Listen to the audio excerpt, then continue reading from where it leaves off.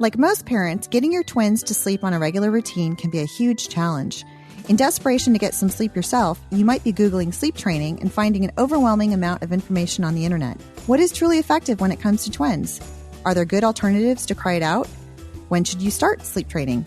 Today we're talking about sleep training methods for twins. This is Twin Talks. The ultrasound shows your babies to be healthy. What? Did you say babies? You're huge. Are you having twins? Are they natural? Which one do you like better? Twins, huh? My neighbor's cousin's brother's uncle's a twin. So can they read each other's minds? How do you tell them apart? Twins? You got a 2-for-1. Do twins run in your family? Double trouble. You're not having any more, are you? At least you're not Octomom. If you're pregnant with twins or you're an experienced twin parent, odds are you've heard it all before. Now it's time to hear from the experts. This is Twin Talks, Parenting Times 2. Well, welcome to Twin Talks. Twin Talks is your online, on-the-go support group for expecting and new parents of twins. I'm your host, Christine Stewart Fitzgerald. Have you subscribed to the Twin Talks newsletter? It's a great way to learn about new episodes when they're released. If you want episodes automatically downloaded to your mobile device, then please subscribe to our show through iTunes or download the free Twin Talks app. And here's Sunny with details on how you can get involved with Twin Talks. All right. So we are recording our shows a little bit differently. And this is a huge benefit for all of our listeners because it makes it easier than ever for you guys to join the conversation. So we're all twin parents and we know how difficult it is just to have a few moments of sanity away from your kids, right? So it's difficult, right, to kind of plan stuff out. And so we've made it as simple as we possibly can for you guys to join our episode. So we record everything now straight from our own computers, which is a little bit different than what we were doing before where we were meeting more of a studio type of environment. And so we have a Facebook group that we post all of our topics and the times that we're planning to record everything. And it's a great group to join if you're interested in being part of our shows. And then that way, when we post something, you can just let us know if it's something that you're interested in. And you literally only need your computer, the Google Chrome internet browser, and a good internet speed. And if you have those three things, you can join our shows from wherever you're at, whether you're somewhere in the US or even outside of the US, as long as you can access a link that we'll give you, you can join the show. So it's a great way to now be part of this conversation. And we're really looking forward to having these conversations with twin parents all over the world. So that's a great way that you can participate in our shows. All right. Well, we've got a great group of parents with us today. So let's meet our parents who are joining us. And please tell us a little bit about yourself, your family, and your experience with today's topic. Hi, I'm Jules Mess. I'm in Seattle, Washington. My husband and I have 5-year-old triplet girls. I'm a freelancer with a blog called Massive Miracle. It doesn't get updated as much as I'd like. But my experience with sleep training is one of the nice things about being in the NICU is they put us all in the same room, but that put us on different half-hour schedules. So when we came home, there was a baby waking up every 30 minutes, which if they, every 2 hours, that means you feed someone, and then you get 20 minutes till the next kid wakes up. So, yeah. Fun. It was a long process and we tried a lot of things. Hi. So I'm Crystal. I'm from the Washington, D.C. area and I have twins. They're turning 6 this month. So we've light at the end of the tunnel. Woohoo!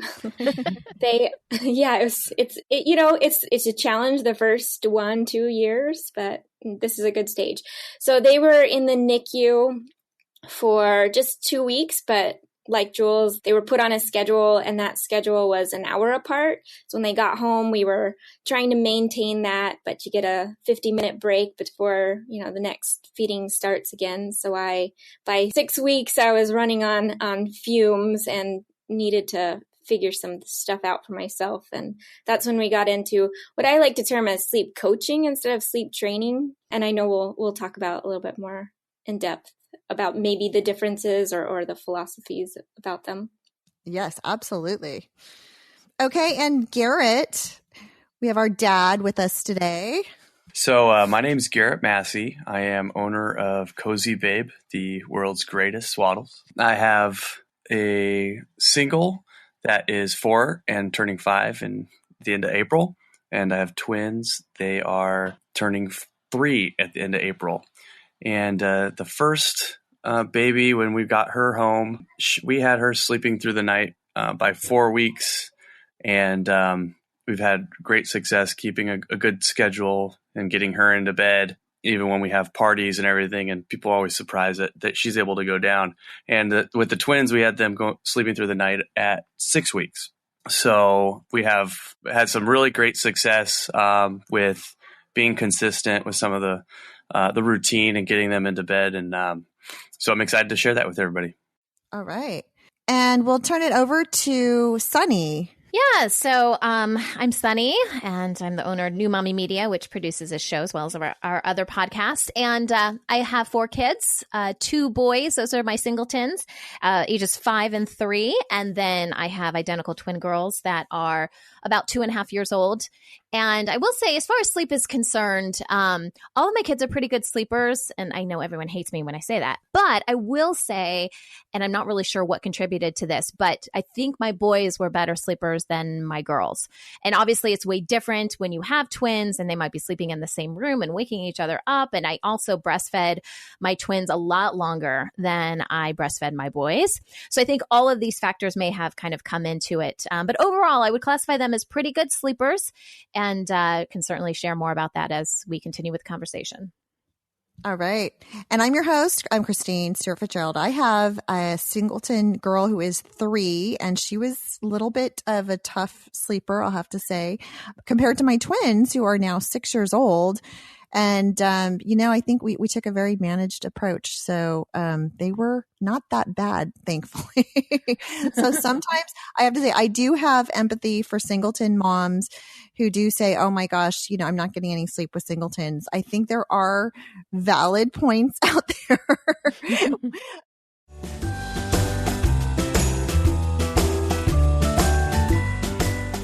So before we get going with our conversation today, our main discussion about sleep, I did find a news headline that I like to share, these nice, heartwarming stories, these stories that it really would take a miracle in order for something like this to happen. And it looks like that's exactly what happened. So there was a mom. Her name is Jade Ward. At the time, she was 23 years old. I believe she's probably still 23. When she was 4 years old, she was diagnosed with neuroblastoma, which apparently is a pretty aggressive cancer.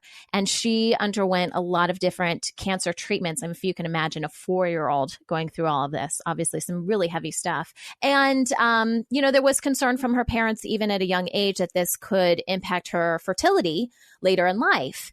And so she was kind of told growing up that it probably wasn't going to happen for her. She probably wasn't going to be able to have kids. And so fast forward many, many years, and she's 23 years old, or perhaps a little younger than that, meets her now husband, and they decide they want to have a family. And so she goes and talks to a fertility specialist, and they pretty much say, yeah, it's really not going to happen for you. You're not ovulating. And so she kind of gives up on this dream. She still gets married, and it's just one of those, again, this is a miracle story, that she was feeling really nauseous one morning, or maybe several mornings in a row. Never imagined that she could actually be pregnant, but decided to take a pregnancy test just to be certain. And her test came back positive. And then she went in just to confirm the pregnancy. So probably a couple weeks later or whatever, a few weeks. And they originally told her that she was having twins. And she was super duper excited about that.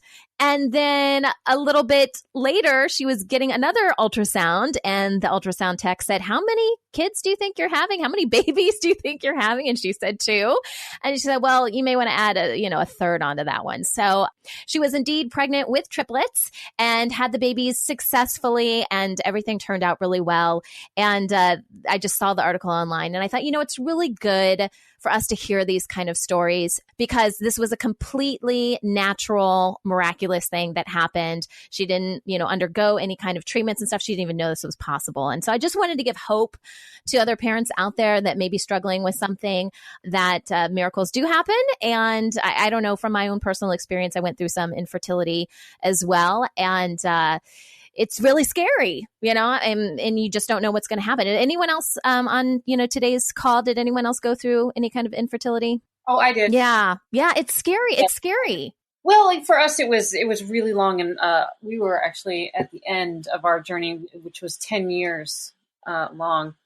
Wow. And, that is a long journey. Ours really, well, again, what I call my blog Massive Miracle, because we had tried several rounds of IVF and didn't have enough eggs or this or that. Anyway, it's a long story, but basically we put in our last 2 frozen eggs and didn't expect it to work. We only put in 2 eggs. We go to our 6-week appointment going, oh, it's 1, oh, it's 2, oh, it's 1. And they're like, yeah, you have 3. So we were, and everybody's fine. So, I mean, it just, the chances of everything that we've ended up with were just miraculous. Yeah. So, I can completely identify with Yeah. Thing. We have so many friends that have had troubles and then they'd finally decided to adopt or go with another route, and then at the very end of it, just by chance happened to get pregnant when they're not expecting it. So keep trying. Yeah, it's an awesome story. I'll make sure I post it to our Facebook page for Twin Talk. So if you guys want to check it out, you can learn a little bit more about the mama. And she's got some great pictures of her and her triplets now. So again, just a great story, a nice heartwarming story.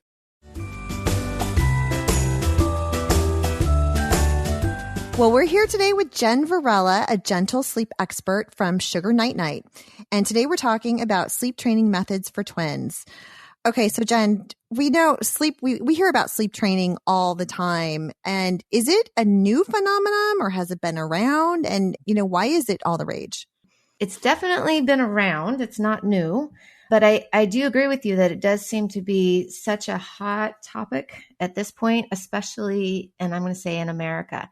So I think it's almost a better question to say, why is this all the rage in America versus why is this all the rage right now? Because I think in other cultures, I'm not sure if it's such a hot topic as it is for ours. Mm-hmm. In my opinion, I think some of it has to do with the fact that we don't live in villages anymore.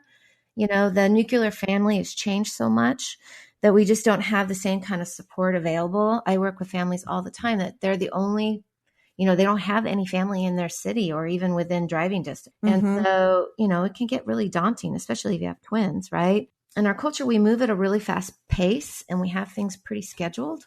So I think we kind of want the babies to fit into that schedule a bit. And so I think some of that plays a part. And then especially here in our culture as women, we go back pretty early to work compared to like some of the European countries as far as, how long maternity leave is. So I think all of those factors play a big part in why sleep training has become so important because of how our culture is and how our lifestyles are. I think it starts so young, as once you bring the baby home, you're starting the sleep training and you're creating a routine and you're creating good habits and bad habits, being consistent with swaddling, with breastfeeding, with having a nighttime routine, not keeping the babies stimulated when it's supposed to be sleep time, and going through that process. And as they start to change and be bigger and moving around, still being consistent with a process, no matter what your process is. And for us, it's, we would give the baby a bath, then we would sing a song, or read a book, sing a song, and then it's night time. And that was the same routine for the twins as it was for our single. And, there were times where you were having to do, and we were doing like a nanny 911 kind of thing. You were watching it, you go in, you say, it's night time, and then you lay them back down, or you sing the song one more time, and then you give them a minute, and then you go out. And then it's hard because then they're crying for you, and then you go back in, sing night time, go back out for 2 minutes, and you start increasing the time between. And that seemed to work really well for us. But it is hard when there's just like crying for you, and you're like, oh man, but they're full, their diapers are changed, and everything's good. So if you're being consistent from day one with your sleep process, then it'll be easier when they get bigger. Absolutely. I would agree with that. My family, we did a mixture of many different things, taking the baby's needs as our basis for starting any sort of thing that we tried. But we did have things that we wanted to do that matched what Garrett was just saying. We wanted to have bath, story, bedtime, and we worked that into our plan.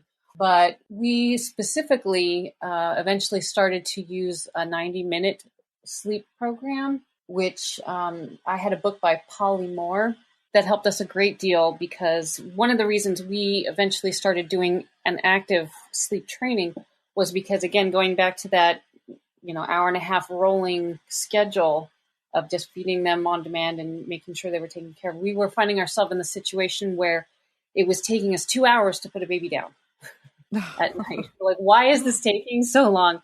And I happened to have this book and I read it, and it was talking about how there's this 90-minute sleep cycle. And if you try and put the baby down after you've missed their sleepy zone, then they're going to be awake again for another 90 minutes. And we're like, oh my God, that's exactly what's happening.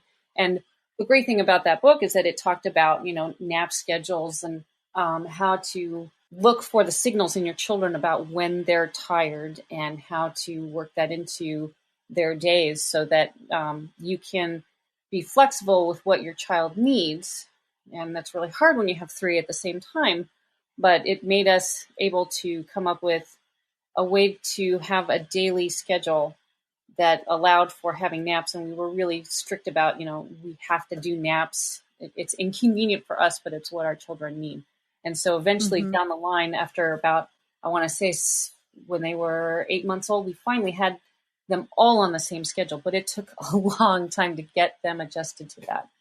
Yeah, naps are so important. I think one thing that I always advise my friends on is whatever your process is, make it something that you can do anywhere, not that, you have to be in the certain spot of the house at a certain time at the certain angle. If you have a certain blanket or a certain song or something that you can bring with you anywhere, then you're not going to be tied to, oh shoot, I have to be home in 30 minutes or else Jimmy's not going to go to sleep and then I'm going to be pulling my hair out. That's important to make sure you can do it anywhere when you're planning, to not make it so it's just at one certain location. Yeah, there's the idea of being consistent and having structure and then having flexibility as well. Now, I'm going to turn this back over to Jen and your thoughts. And also, can you, tell us a little bit about some of the different terms where, I'm hearing sleep training, sleep coaching, and night weaning. Can you kind of explain what the difference of those, what it really means? Sleep training is basically when you use a certain regimen to adjust your child's sleep behavior. Sleep training often really brings about the thought that it's all about tears and it's only tears. And I think it comes with kind of a weighted feel about it. Sleep coaching is a new, more of a term, I guess, and it doesn't quite hold the same emotional currency. And it can be what you're doing over more of a long period of time, having to do with sleep hygiene and then teaching your child how to fall asleep on their own and self-regulate. So sleep is a learned skill, and definitely temperament plays a lot into that. We can talk about that. But when you look at some of the strategies on how you would go about teaching your child to self-soothe, night weaning comes up a lot too in that same context. And night weaning isn't necessarily required in order to have your child learn how to self-soothe. So night weaning is often associated with sleep training, but in my opinion, it doesn't have to be that you have to night wean in order to sleep train. There are some little ones that you do need to get down to one feed versus multiple feeds so that they can get a consistent answer from you, and it's not so much intermittent reinforcement. But with regards to sleep training, night weaning isn't necessarily a must in that. So does that kind of help clarify a little bit? And so it sounds like this is kind of just one component of, hey, what's working best for your family and the needs of the family. Now, specifically talking to the families of twins, which is a specialty in of itself, as we all know. It's a little bit different than singletons. What are some of those common needs that you see, which don't necessarily apply to singletons? So I think one really big one is that when you have twins, you really just don't have the luxury of letting your baby sleep until they wake to eat, right? I think the reality is that if you've got more than one and you don't get them on the same feeding schedule, it is a little bit precarious as to when you will get any sleep. For a singleton, it's a little bit more of a luxury that I don't think as parents of twins that you guys get to have. I also find it so interesting that, there's a gazillion different books out there, right, on how to help your babies be able to self-soothe. And probably the one thing they all agree about is that with regards to multiples, you might have to compromise their theory. So I think that's so funny, right? They realize, oh, maybe my book doesn't work exactly perfect for twins or multiples. And Dr. Polly Moore even says it's okay to break the glass on the emergency box to manipulate the sleep schedules. So I think that's funny, right? So there's real life, and then there's what the book says. And then I think the last one is the reality. You really probably do need nighttime help, whether that's each parent takes a baby or you divide up the night in shifts, or maybe you can get some outside help. And I think, with singletons, with a 2-parent family, having the other parent be involved with it, the dad, might with singletons, that might seem like, a luxury, but honestly, it's all hands on deck when you've got multiples. I have to say that's really interesting that you can talk about understanding the principles. And then when it sounds like when it plays out, sometimes you have to apply it slightly differently to your twins because they each have individual needs. And I think that's a really important element that we as parents, have to remember that they are individuals. They're not just a unit. So I'm sure our twin experts would agree with that. So we're going to take a break. And when we come back, we're going to talk about some of these common sleep training methods that we've been discussed.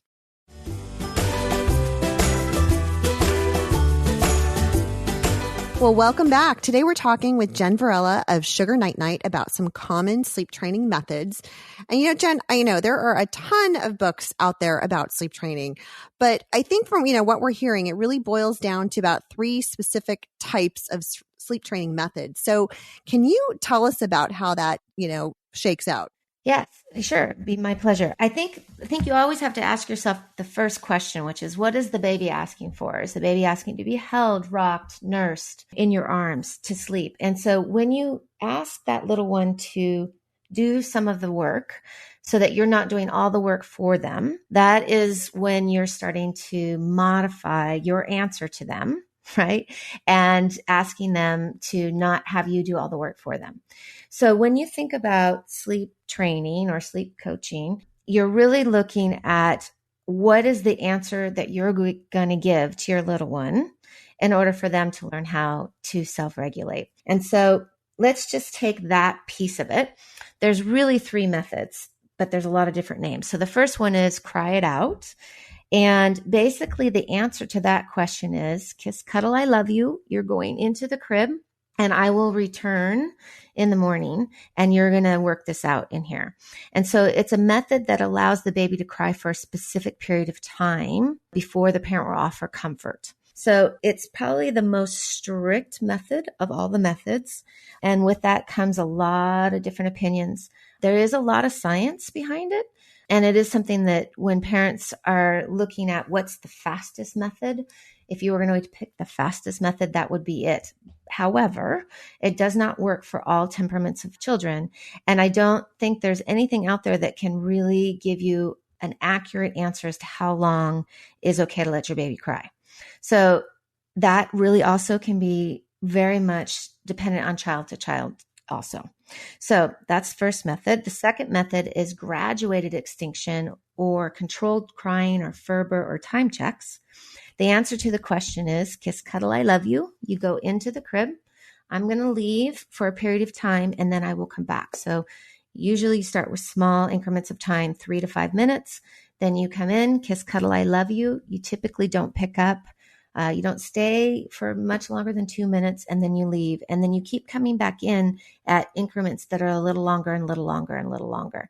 And so the answer to the question is mom and dad always come back, but you do need to work this out in here. The third method of sleep training has a gazillion names. Pick up, put down, shush down, pat down, kinder, shuffle.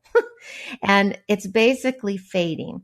And fading is when you stay with the child, asking them to do a little more and a little more of the work as you are staying with them. And so that's basically overall the 3 methods. Now there's different things that you can do to support those 3 methods, which have to do with routines and environment and wake windows and all of that. But as far as the actual behavioral piece, there's really 3 methods. So just going to our parents here. So which of these seem to work for you? We did the fading, the graduated Ferber method, where we would put them down for 5 minutes and let them cry, and then we'd come back and then we'd put them down and try 7 minutes. And we gradually built up until they learned how to do it themselves. And it was tough because we had two kids in one room and one in by herself. It was tough on me too because of the hormones. I had a really hard time listening to them cry. I had to go outside and my husband was with me when we did this, so he would go in and take care of them if they really needed it, because my instinct was just to go in there and fix it. And so it was really hard on me, but I don't know if it was as hard on them. We did the graduated extinction as well, like go in for 2 minutes, out for 2 minutes, then 4, and then, increasing from there. But before I was confident enough to do that, I had to make sure that all my other ducks were in a row. Like I had to know that, they've been feeding well throughout the day and that they've been well rested on their naps. And, I kind of did a checklist of things before I took that approach.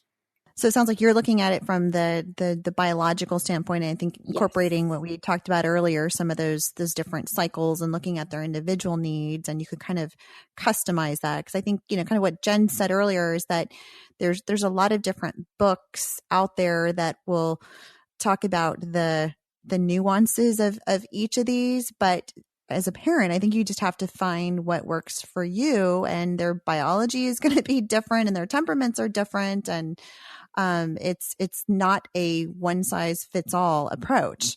No, and it's not easy. Like when you do something that involves any type of crying or letting your baby, they're so tiny and they're so young. And I'm a first time parent. A lot of first time parents, we all, we don't know what we're doing.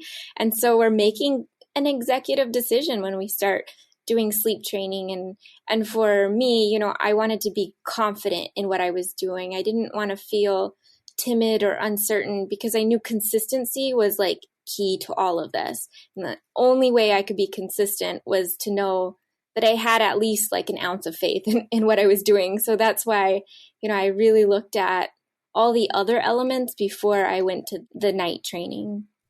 And I have to just applaud you as a sleep coach listening to you talk. It is so fun to hear how you have really looked at the science and you've looked at your individual child and you've gone, okay, how can I meet this individual child's needs, but be, making an educated decision. And when I do a lot of workshops, and I always talk about the biology of sleep first, because if you can set them up for success physically by doing the right wake windows and making sure they're getting enough sleep in the 24 hours and then you also go, okay, and what's the answer to the question that I'm going to give them? And can I be consistent with that answer? Because it really almost doesn't matter which method you use. If you can't be consistent, you're not going to see a shift. I mean, are there any other sort of hard and fast rules that we should be thinking about when we're choosing any of these methods? If you don't have a plan, then you're going to be all over the place and you're not going to be able to follow through. And so there's really two reasons why sleep training works. One is pretty much every book says baby needs to go in drowsy but awake.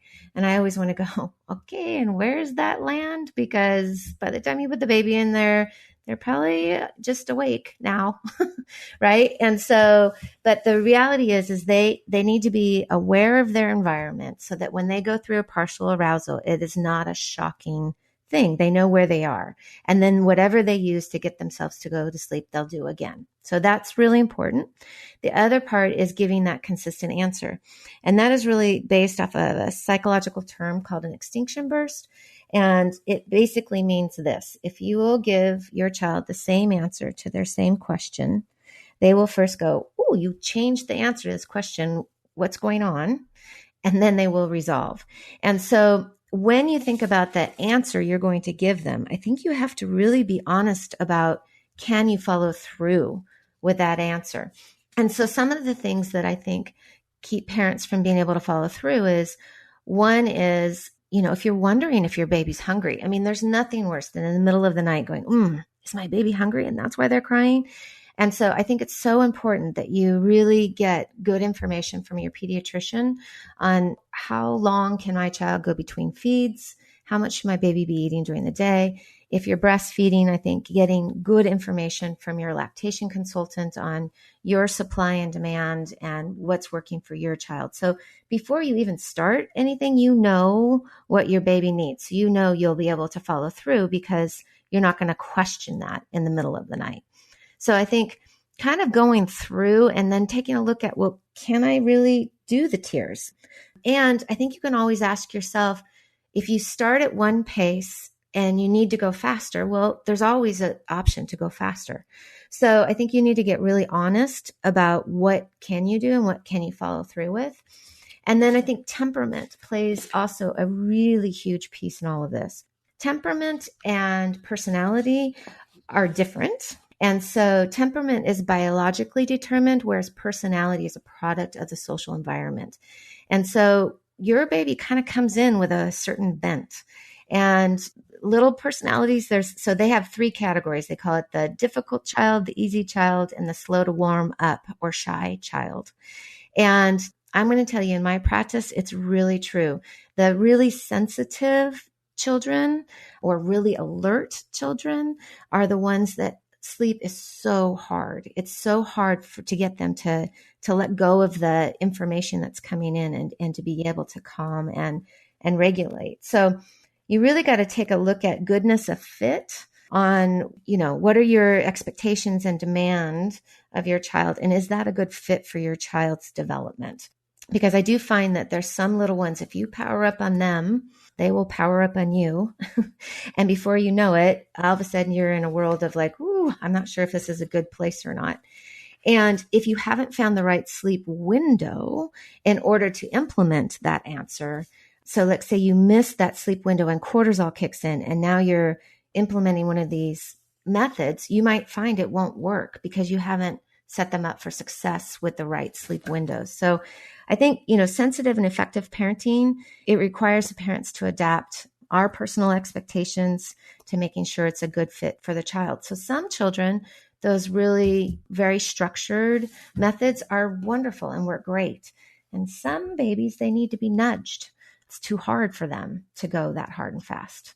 Wow. Now, this is really some great considerations. I mean, I wish that we as parents had sort of a checklist where we could, do an assessment of our kids and their temperaments and understand that, and then look at our own bents to say, what can we tolerate as a parent? Okay. And then, of course, times 2. So so I just want to say thanks to Jen and our parents today. So now be sure to visit our episode page on our website for more information about sleep training, as well as links to additional resources. Now, this conversation continues for members of our Twin Talks Club. And after the show, we'll talk about our parents' favorite sleep accessories for kids. For more information about the Twin Talks Club, visit our website, newmommymedia.com.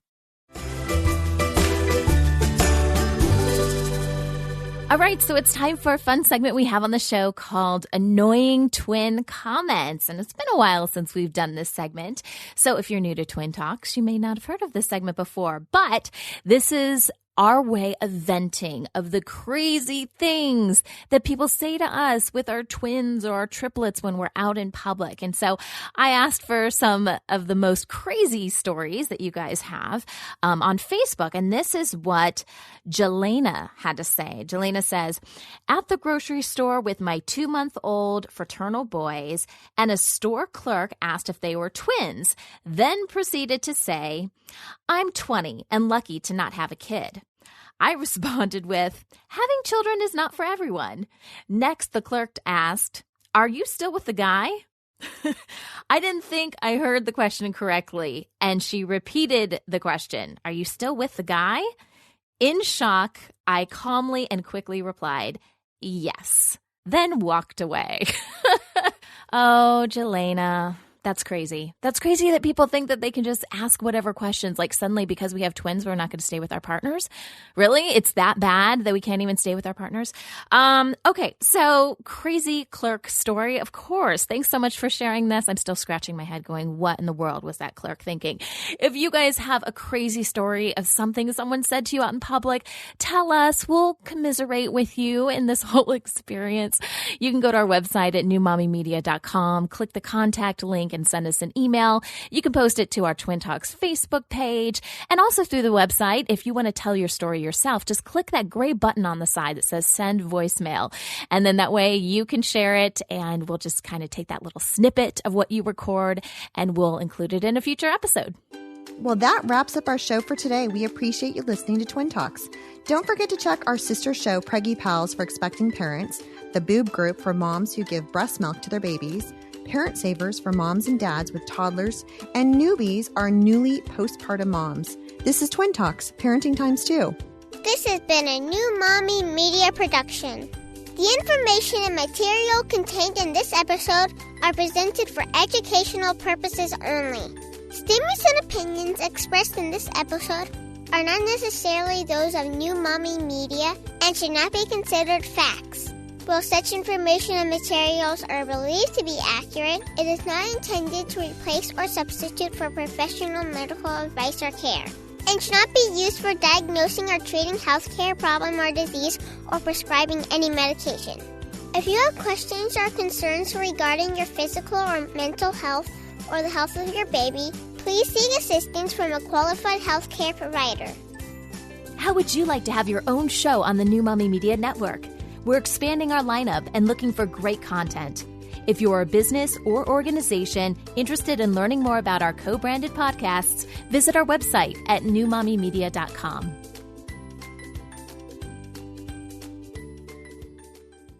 Hey mamas, don't forget to check out Mighty Moms. It's our online community built for new moms just like you. Not only can you connect with other moms, but you can also join us backstage for special mom-only online events. And you'll also be notified when we're recording so you can join us as a special guest. Visit our website, newmommymedia.com, and click on the Mighty Moms banner. It's free. That's newmommymedia.com. See you there.